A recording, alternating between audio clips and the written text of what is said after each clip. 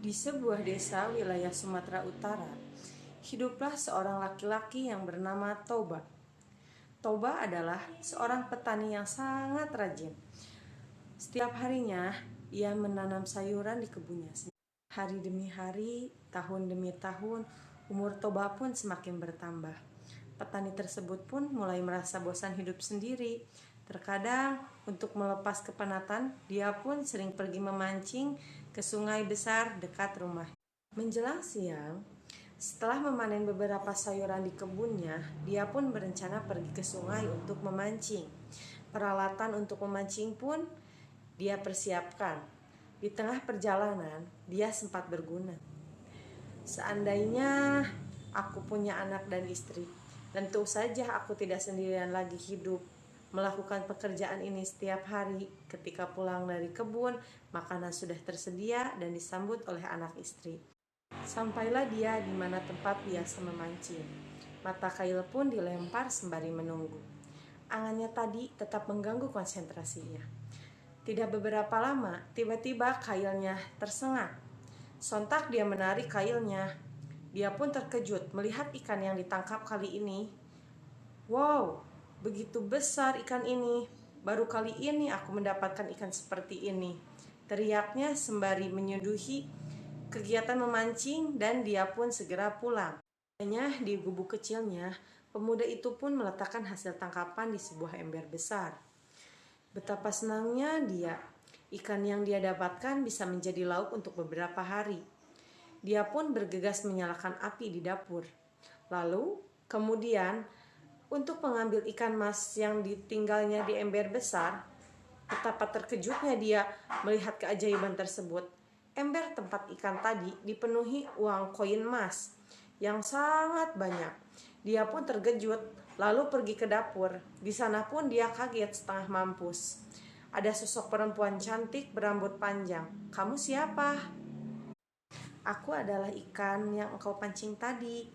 Uang koin emas yang di ember tadi adalah sisik-sisikku yang terlepas dari tubuhku. Sebenarnya aku adalah seorang perempuan yang dikutuk dan disihir oleh seorang dukun.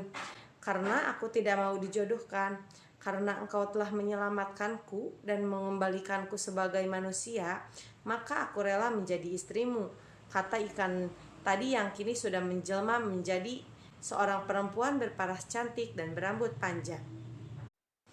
"Ini suatu kebetulan. Selama ini aku mengharapkan seorang pendamping hidup untuk tinggal bersama-sama menjalankan kehidupan berumah tangga," kata petani tersebut. Maka ia pun setuju memperistri perempuan cantik tersebut.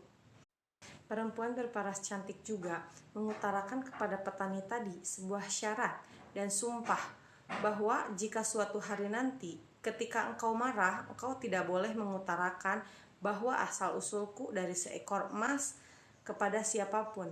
Sebab jika engkau mengatakan itu, maka akan terjadi petaka dan bencana besar di desa ini. Petani itu pun menyanggupinya, dan akhirnya mereka pun menikah. Hari demi hari pun mereka hidup bahagia. Apa yang diharapkan petani selama ini sudah terwujud, dan dia pun merasa senang sekali.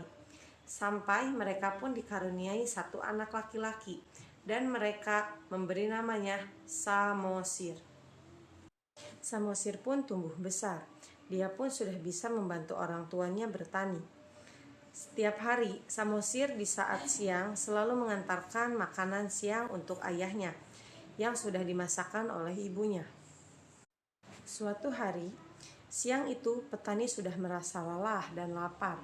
Sembari menunggu Samosir datang mengantarkan bekal siang, tidak biasanya kali ini Samosir terlambat mengantarkan bekal orang tuanya.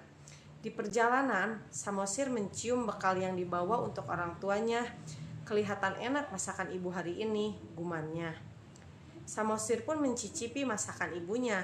Dia tidak sabar, bekal itu sudah dimakan habis olehnya. Samosir pun tersentak dan bergegas menuju ke kebun ayahnya. Dia melihat ayahnya sudah kelaparan dan kehausan. Merasa berat, Samosir pun memberikan bekal kepada ayahnya. Dan terkejutlah, ayahnya melihat isi bekal yang diberikan oleh Samosir. "Maafkan aku, ayah, Tadi di jalan aku terasa lapar dan aku memakan bekalmu, kata Samosir kepada sang ayah yang terlihat emosi. Spontan ayahnya pun marah dan melemparkan bekal yang kosong tadi sembari berkata kepada Samosir, "Kurang ajar kau, dasar Samosir anak ikan." Samosir pun menangis dan ia pergi menuju ke rumahnya menemui ibunya. "Ibu, ibu, ayah marah besar, Samosir disebut anak ikan," kata Samosir kepada ibunya. Ibunya pun menangis. Seketika itu, ibunya menyuruh Samosir berlari ke sebuah bukit di ketinggian. Lalu hujan pun semakin deras, angin kencang, gemuruh, dan petir pun menyambar-nyambar seketika itu. Dan kemudian air pun meluap sampai menenggelamkan seluruh desa itu. Sumpah itu dilarang. Akhirnya tenggelamlah seluruh desa itu dan genangan itu berbuah menjadi danau yang kini disebut Danau Toba. Lalu pulau tempat Samosir berlindung disebutlah Pulau Samosir.